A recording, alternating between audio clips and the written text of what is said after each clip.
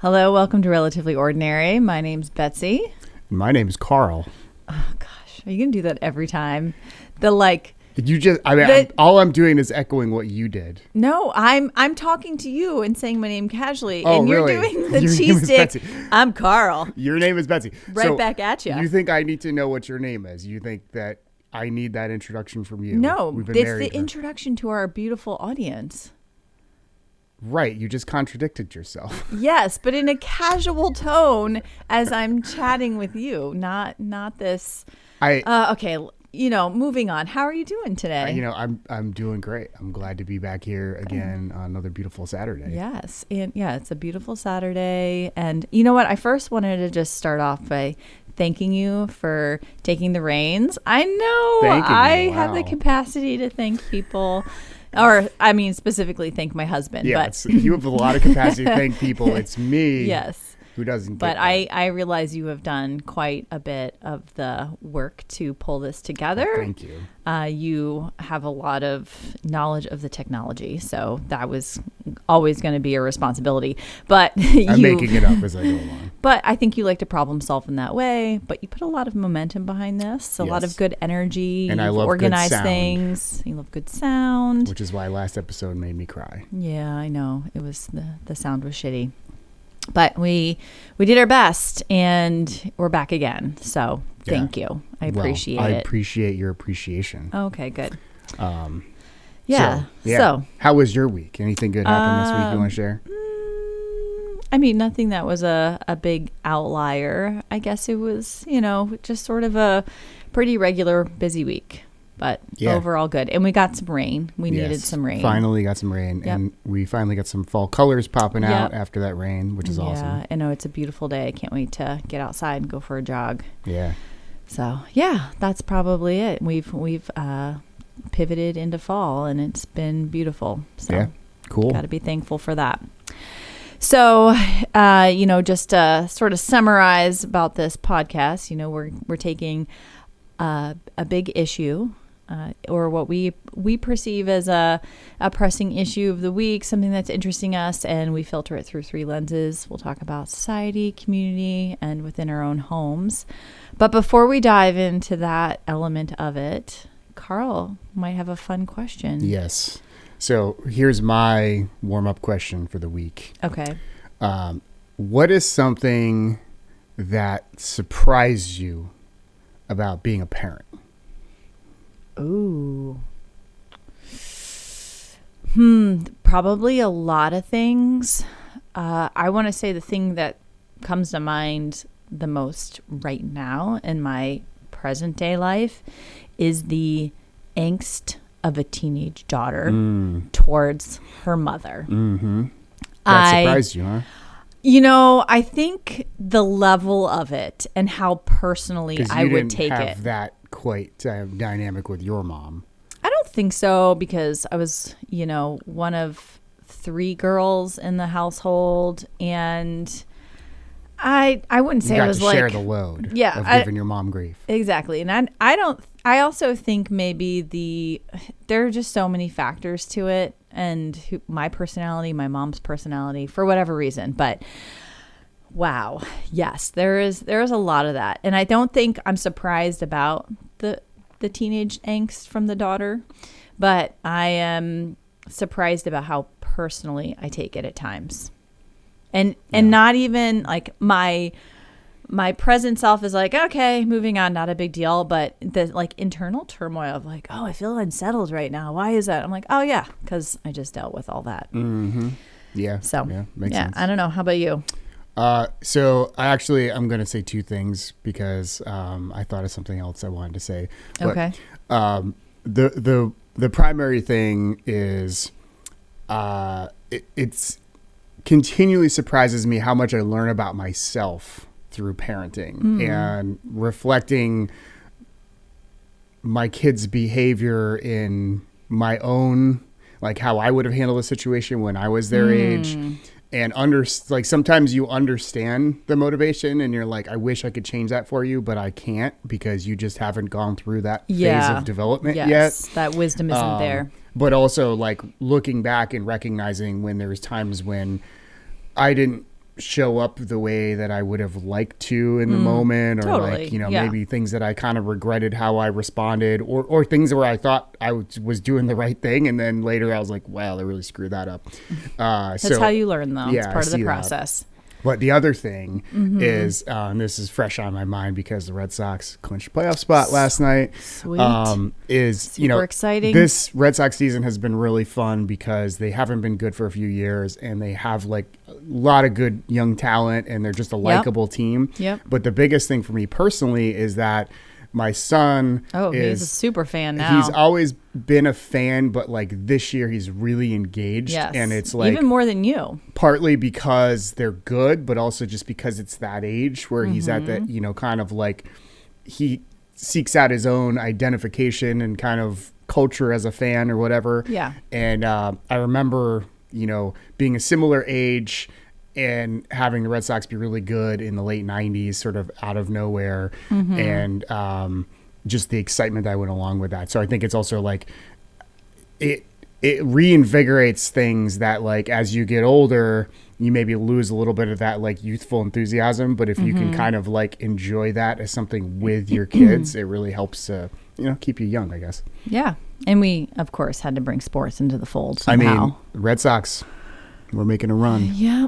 It's exciting stuff. Yeah. All right. Well, good. Yeah. So lots of surprises in parenting. I'm sure my answer would change week to week, but all right. So the big issue for today, the topic, the focus, is trust. Trust, that's a good one. Yeah, trust is a good one. It is a big one. It's a broad one, but I think we'll kind of hone it down because I've got some guiding questions here.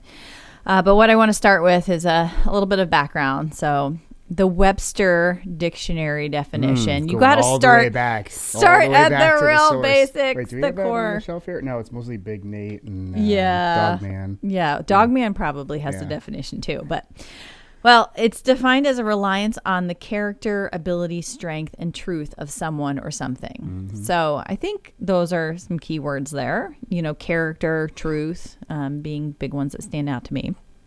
And I think that trust is really a foundation of any relationship. It gives us a sense of safety and allows us to have real connection. I think like in our intimate married life, but then you think about relationships you have with friends, coworkers, and then the relationship you might have on a bigger, broader level when we think about society. But trust doesn't just matter, you know, in our personal lives. It's also critical to how the bigger world works, humanity works. And if we think about it, we have to have a high level of trust in our governments, our financial systems, healthcare and schools, even in the companies we buy and sell from each and every day. And I've always believed that I am someone who creates and promotes trust in relationships. And I see myself as someone who's naturally trustworthy. And, you know, part of that is my optimism and belief in people and humanity.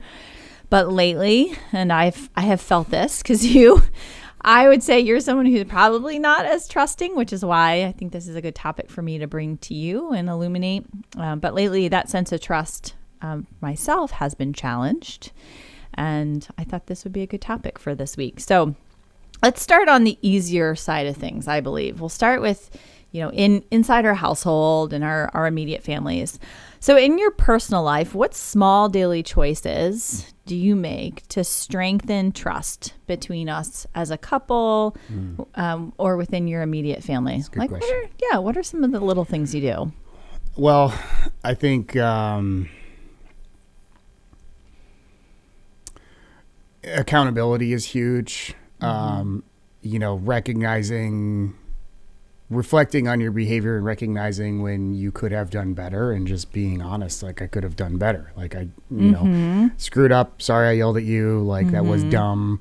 I was reacting inside of my own head, not, you know, really to what you did. It triggered me, but like, that's me, not you. Right. I just have to point out that it's funny you're hitting the mic now. Yeah. I mean, because I'm the mic hitter. Yeah, it but happens. It does happen. Yeah, no, I totally agree. And I would say you're much better at that repair and apology. Well, I think it's like at the end of the day, I've talked about this with work, and I've used the analogy of like trust as a currency. Yeah. And you can like take it to like almost like extremes in terms of like, if I had an opportunity to repair trust and sort of like make a trust deposit in your trust bank, to get real cheesy about it. There you go. There's my trust bank. But if I miss an opportunity to do that, there's a like time value of money cost to that, where like that's accruing, like that's interest that's accruing that would be in your trust bank that's not there. So it's like, there's like an inflation of trust too. So not only is it like, it's like for me to do the small gesture to be like, yeah, I was kind of an asshole, and repair in that moment. It's a small thing that like, it can be hard, right? It can be hard to get over that like initial ego of like, oh, you just drive me crazy. But like, oh, I've seen that side. But like, if you do it, then it doesn't fester into something later, because a lot of times if you don't take that moment to be like, you know what, I should wear the collar in this one, and like you can get me back later when you're a jerk to me. But like, if I don't do it in that moment, then it potentially becomes something that you are like chewing on for a while, and then it comes out when you're not feeling great, and then you're just over the top coming back to me. Oh yeah, so, I remember that. I keep that little gem and use it for later. It wasn't a negative thing, it was a positive thing, but like you thanking me for the work on the podcast is like in a good example of like, if I was inclined to, and I'm not, but I would probably tease you about it, but if I was inclined to be like, why am I doing 80% of the work and I'm doing all the wires and all this crap, and at some point when I'm feeling like tired, burnt out, frustrated, and annoyed with you, I'd be like, blow up at you, right? Ooh. But now you did that little deposit for me. So I'm building some trust interest right now. You are, right? Because you show me that you value my time, and so I think that that's a good example. I would also like to follow up with that is that, for you, repair can often be, a verbal repair. So an apology or something that you do to share your sense of like, okay, we're good, and, we'll fix this. But repair can be done in other ways. And I'm curious if you do repair in other ways that maybe I'm not as aware of, or for different people or audiences, by a gesture or, a gift. Well, I think there's times when, you just recognize that someone's going through it and they're having a tough time with something. And it could be something big, or it could be something small and petty, or just a small, accumulation of small petty things. But you just have, you just have a moment where you can just say like, you know what, screw it, let's go get ice cream.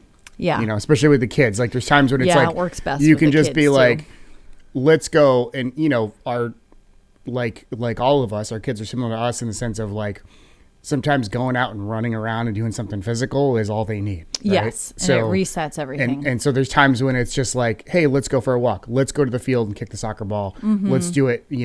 They may not draw a line between my foul mood and why we're doing this thing, but that foul mood will go away. Yes. Yeah. It doesn't have to be a hug and an apology. Yeah. Because they'll probably run from that. Yeah. They probably don't want me to hug them at this point, but I know that I have to corner them and give them an awkward hug these days. All right. So feel pretty good about that one. So we're gonna jump. We're gonna skip a step here, and we're gonna go right to society. Oh wow! Yes. Okay, we're doing it whatever. Well, now you're comfortable. You've like eased into it. You're like, yeah, trust, all that. So as a society, how does trust in institutions like government, healthcare, or media shape the way we live in a society? So this is sort of like your opinion, but then if we bring it back to you, like have you felt, and without going off on a tangent, have you felt that your trust has been broken, and why? So you could talk about like, how that might play a role in trust, and has it been broken? Yeah, my trust has been pretty severely damaged by what's happened in this country.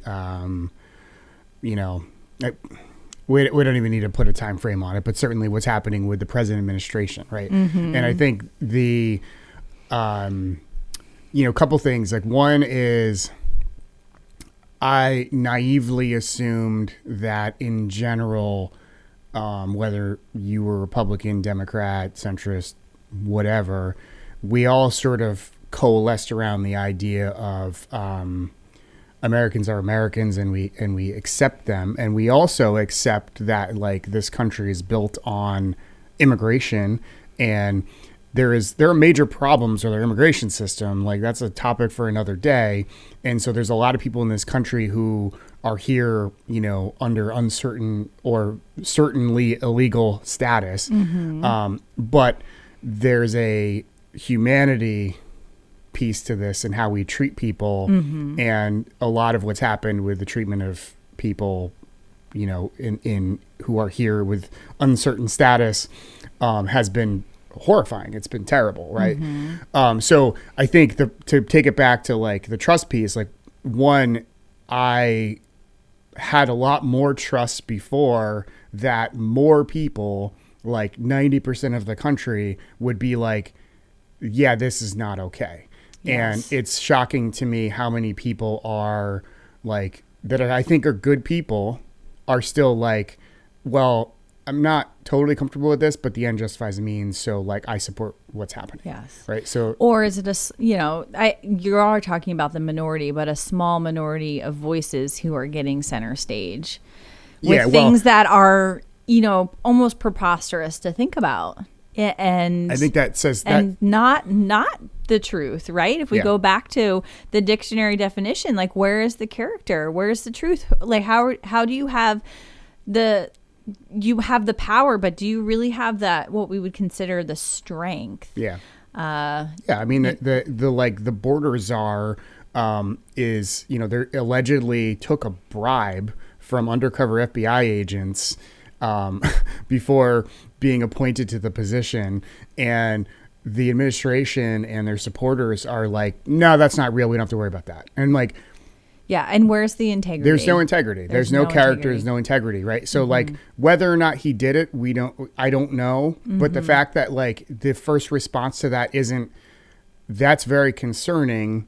We support Tom. However, we need to look into this. And so we're putting him on administrative leave until we have sufficient. I mean, that's what everyone would do. Like if that happened in my company, if that happened in, local politics here, like, that's what would happen. So that's a trust. Seriously. Yeah, that's a trust totally thing right trust there. Thing. Like, and then so then anytime they use the word, integrity and protection and justice and all that, it's like it doesn't mean anything anymore. No.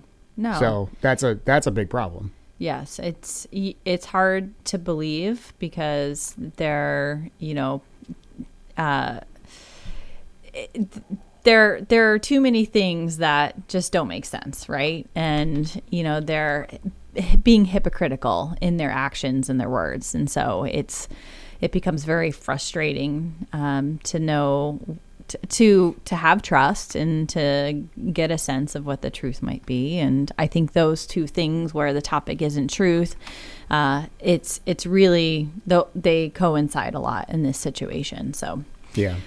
Yes, I'm not surprised about your answer, but I think we'll bring it down into focus a little bit more, but when you have this disruption of trust on a national, global level, it starts to, rain down, right? In your community, we see it having effects on relationships in the home and your personal lives. And so it does have a big consequence. Well, so this is an interesting thing too related to trust, is that the trust that people have in authoritative voices and the media, like I think most people, if you ask them, and maybe I'm just pulling this out of my ass as I typically do, but I think a lot of people, if you ask them, like, do you trust the media? Do you trust, like, most people would be like, kind of, but I know they have an agenda. But yet, like, I think everyone has an agenda, right? We all have biases. Totally. But we all have media sources that we do trust, and we don't probably recognize how much we just innately trust them.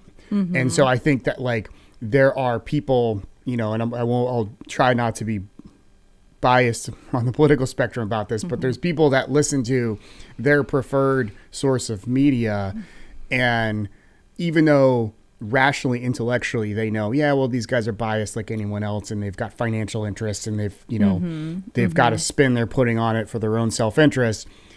They don't, like, you process so much information so quickly in this world that you don't really put it through that filter. So you just sort of like hear something and you're like, oh, that makes me so angry. And it's like, well, you didn't really kind of take the time to process it, which like, I can't blame anybody. We don't have time to do that in our lives.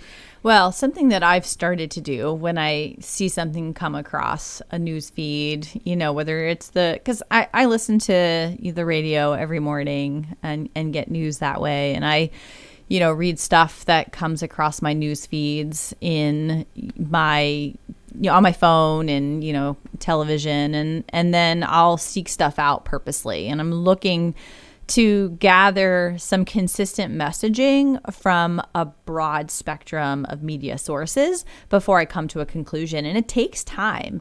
And it's often those issues that do rile me up, where I want to just jump on it and lose trust and fly off the handle and be angry.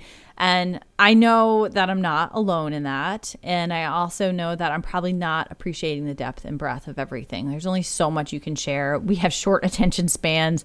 They're trying to amplify, every message we get. So it's shock and awe. And so I think we, have to, as citizens, have to be really diligent about how we, take in that messaging and make informed opinions about things. But either way, from what I've been able to recognize is that and that's probably it. I want to trust, and I can't. Less and less can I trust as I do and go through that process. So for what it's worth. So we bring it down to community here. And, we have, I think we've mentioned this before. We have a great community, but we've seen the effects that are happening nationally in our local community. And so how do communities navigate trust across these differences, like culture, politics, and values, while still finding ways to work together? And you're a perfect example of that, because you have to do that and the many hats you wear within our community and your professional life. And so I was just curious, like, what do you think have been effective ways to build trust? Well, it's funny that you just reminded me of something from our last episode. And I told you this, but when I went to the grocery store last Sunday, there was nobody there, which was great. And I actually purposefully went to the checkout lane to interact with the person there, because we had that conversation around, like, communicating and interacting with people in the community. Yes. So I think there's that. I think there's a point that I think we all need to recognize, that the way that we're going to heal our country is not going to be counting on elected officials in Washington. Now, we need good elected officials in Washington to help with this. However, it is actually all of us as individuals who build from the ground up and repair our communities. And 100%. I think so many bonds in our communities were on their way to they were fraying to begin with. And then the pandemic happened and it just sheared it clean. Yeah. And so we changed how we live. There was such a sharp divide, which you wouldn't suspect. Yeah. And that's an interesting topic in and of itself. But yes, that was a turning point. Yeah. And we became so tribal. So I think, I think a big part of it is, there's a phrase that has been going through my head when I've been in some more contentious conversations, like within the community. And it is, the enemy is not in the room. Yeah. And I think that, like, we'll save it for another time who I think the enemy is. But like, the point is, like, when we get together as a community, people in our community talking about hard issues, whether it's something that's big affecting the whole world, or it's something that's very immediate affecting, the town or the community, whatever, understanding that, like, it's like we had the, big thing here was the debate over whether or not we should have a turf field with the school.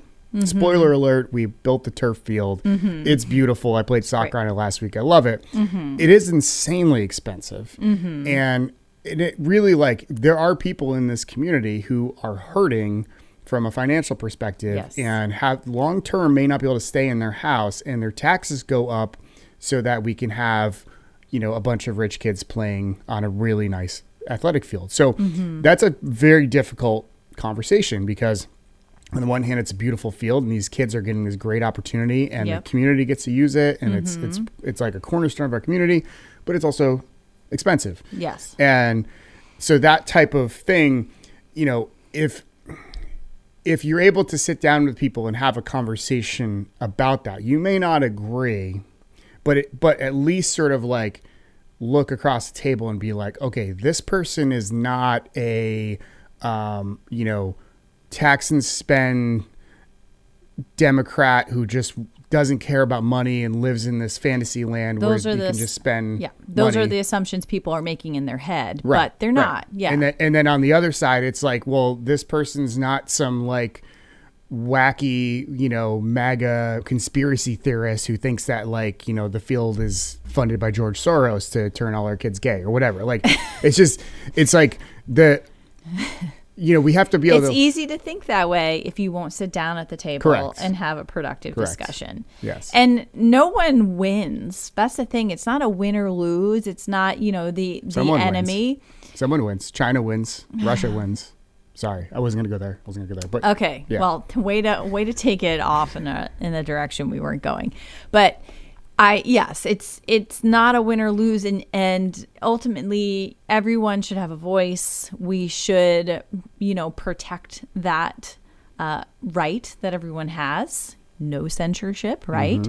And we should have trust that people are showing up with their best interests and their neighbor's best interests in mind, and have a productive discussion. And, you know, I think both of us, you know, on both of us, on both sides of that table or topic, you know, whether it's a turf field or something else, like, you know, no one's feeling like they've, you know, won everything and they're victorious, or like their feelings have not been hurt, and that, you know, it's a sucky climate to be living in. But, you know, it's a mixed bag of all of that, and we need to just be decent humans and be willing to show up, be willing to have these hard conversations, and have trust in each other.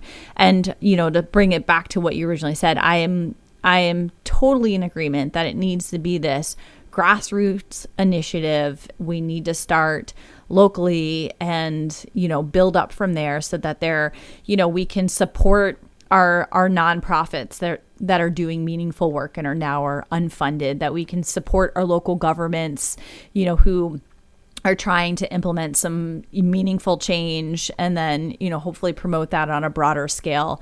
And we just need to, you know, be there for our neighbors, because everyone is struggling right now. It's a hard environment, and we're just trying to do the best we can. And without that, we'll just, everyone except tech billionaires.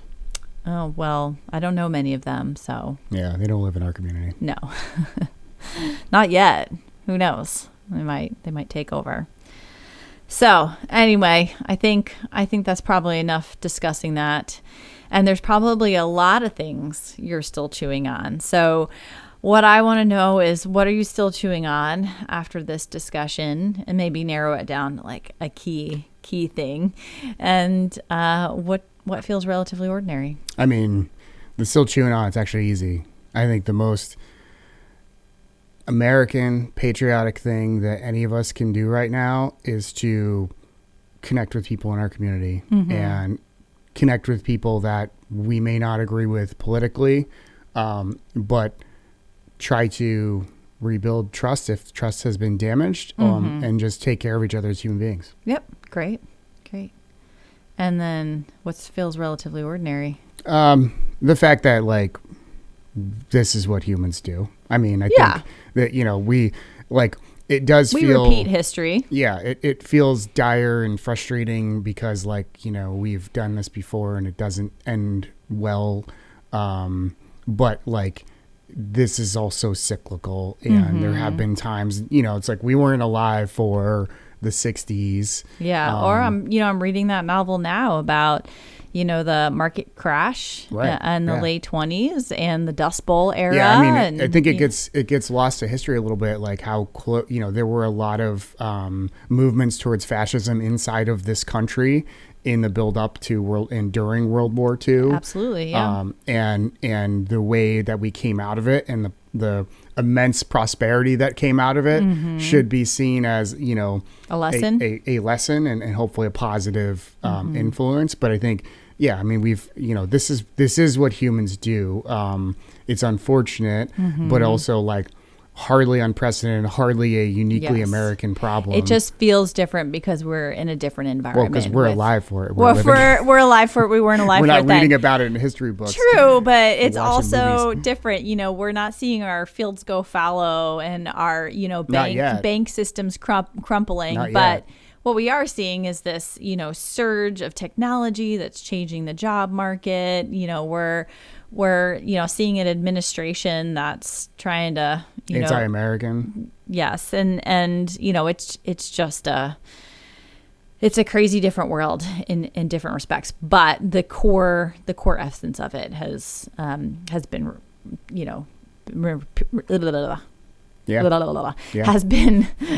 has been repeated. We're repeating history in a way. Yeah, that's what I wanted to say. Yeah. Not blah, blah, blah, blah. Yeah, I know. I know. All right. Well, that is it for today's podcast. It's been lovely. Thanks for listening. For those who made it this far, we appreciate you. And that's Relatively Ordinary. Nice work, Karl. Yeah, good show.